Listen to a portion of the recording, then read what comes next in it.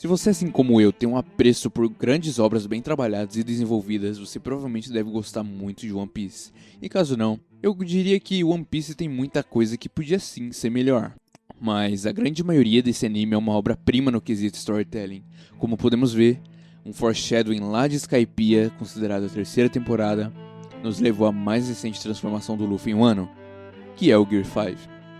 Então, podemos ver que o Oda gosta muito de criar essas histórias longínquas, pois, como a gente sabe, o One Piece sai há mais de 30 anos.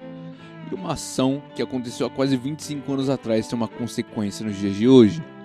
Bom, em Sabaody somos introduzidos a Trafalgar Law, um pirata da pior geração que possui uma das frutas mais poderosas de One Piece, a Ope Ope no Mi, que basicamente permite ao usuário poderes como criar uma sala onde se pode manipular o que quiser, arrancar o coração de alguém mas mantê-la viva, ou até mesmo alcançar a imortalidade. E aqui onde chegamos no nosso antagonista. Os vilões de One Piece são bem trabalhados e incrivelmente filosóficos, mas um deles, na minha humilde concepção, é o melhor de todos que já foram apresentados na obra até aqui, que é o Doflamingo. Para mim, o Doflamingo tem tudo que um bom vilão deve ter em uma obra. Ele representa o mal absoluto, mas acima de tudo, tem um desenvolvimento quase que perfeito. Eu acredito que o Doff mudou completamente a minha visão sobre antagonistas em obras de anime e mangá. Eu odeio amar esse personagem, mas eu amo odiar quem ele é. Há uma diferença. Ele diferenciou tanto de outros vilões e tornou-se característico demais para a obra. A gente tem vários vilões que são como o Doff, mas poucos deles trabalharam como foi o One Piece. Eu gosto sempre de citar que os vilões de One Piece sempre têm alguns fatores muito importantes. E eu queria até destacar mais coisa aqui, mas realmente não tem muito o que dizer. É uma fórmula relativamente simples, mas que funciona muito bem nas mãos do autor. Que é basicamente o poder e a motivação. E certas vezes os dois estão interligados. A motivação de Crocodile era dominar Alabasta, e o seu poder era Baroque Works e a Akuma no Mi da areia. A motivação de Rob Lucci era capturar a Robin e os Mugiwara. Seu poder era o governo mundial e a fruta do gato. A Janelle era destruir Skypiea, e seu poder era o seu exército, seu posto e sua Akuma no Mi. E assim vai, em todos os vilões segue esse mesmo padrão. E o que me admira em todos eles é a escrita que cada personagem tem. Bom, vocês devem ter percebido que algo faltou aqui que eu não citei. Que é algo que o One Piece incorporou um pouco recentemente, que é o backstory. Muitos vilões não têm um backstory, pelo menos até antes de Dressrosa. O Enel não tem um. Crocodile, a gente provavelmente vai saber só depois. Lucci teve um pequeno flashback, mas não explicou nada demais sobre ele. Só mais sobre sua natureza. Enquanto vários vilões seguiam esse formato, essa fórmula, o do Flamingo era diferente. Esse vilão possui motivação, poder e passado, ou backstory. Para o do Flamingo, Oda nos traz um conceito de um monstro, a concepção de um monstro.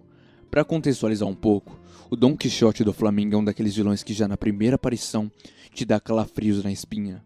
A cena começa com sua famosa caminhada seguido de Bartolomeu Kuma logo atrás.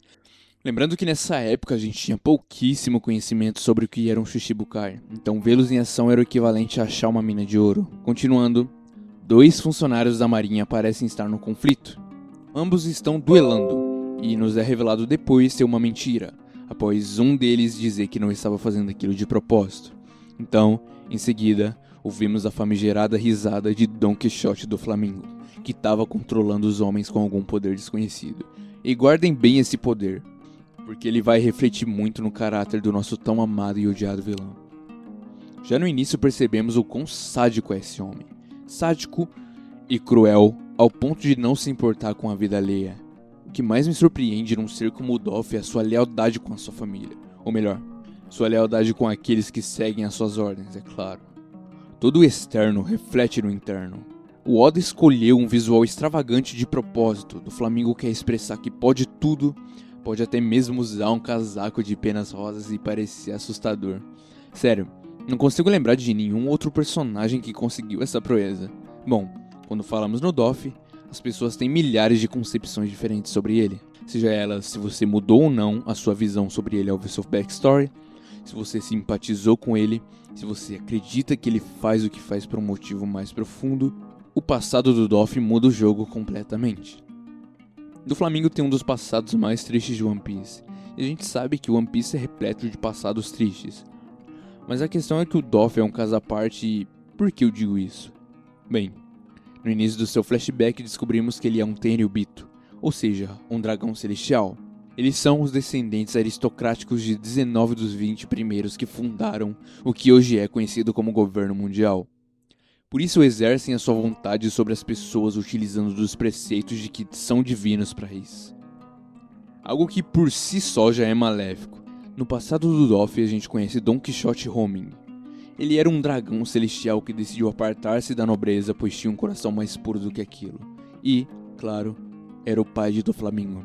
A gente sabe o que aconteceu depois. Doflamingo sabia desde cedo da importância que isso tinha. Ele sentia ira, porque seu pai, por livre e espontânea vontade, decidiu sair da nobreza e viver uma vida mais difícil. Ok, até aqui a gente entende bem o seu caráter. Mas o Doflamingo é um personagem debatível em vários aspectos. Você pode me dizer, ora Zhang, ele é mau, mas você não viu o que ele passou na infância? É claro que eu acredito que nenhuma criança deveria passar por aquilo. Na história do nosso vilão, o Oda criou um conceito diferente do que estamos habituados.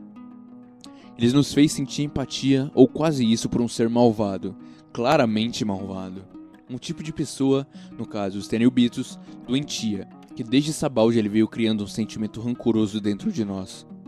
Mas no flashback do Doff a gente vê esse mesmo tipo de pessoa invertendo papéis. E isso nos faz pensar, quem de fato é o vilão ali? Quem de fato tá ali por merecer? Será que alguém, independentemente da sua classe, deve sofrer pelos erros dos outros? Ou será que um povo sofrendo por centenas de anos deve revidar com toda a sua força? Bem, isso são questões que o passado do nosso amado e odiado vilão nos faz pensar.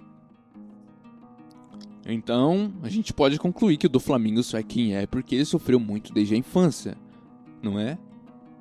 Mas a gente percebe que não é bem assim por um único fator, que é...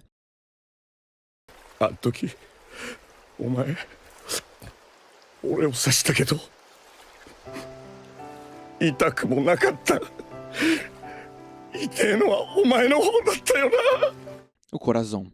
Corazon é o irmão de sangue mais novo de Doflamingo. Ele passou pela exata mesma coisa que o Doflamingo passou, mas o fator principal é que ele não se tornou mal.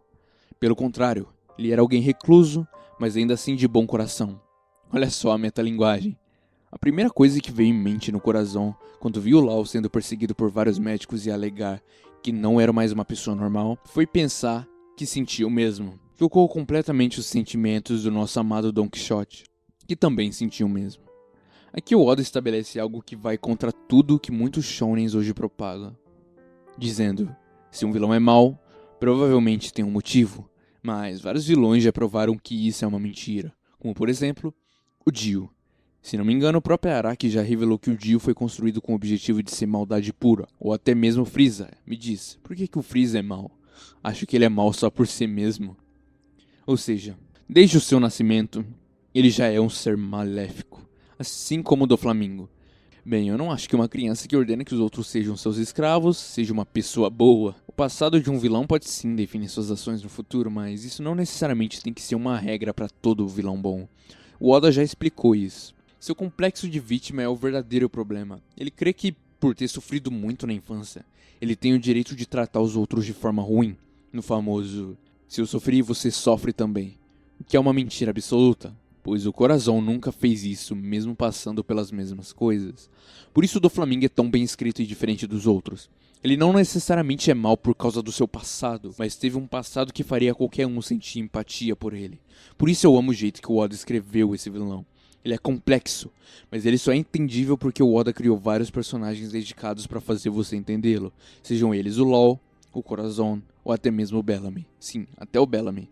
Você percebe em Skypiea que nesse mundo há muitas pessoas que, por serem supostamente fortes, exercem sua força sobre os mais fracos. E a gente vê isso com o Bellamy. Mas o que acontece quando um predador vira presa?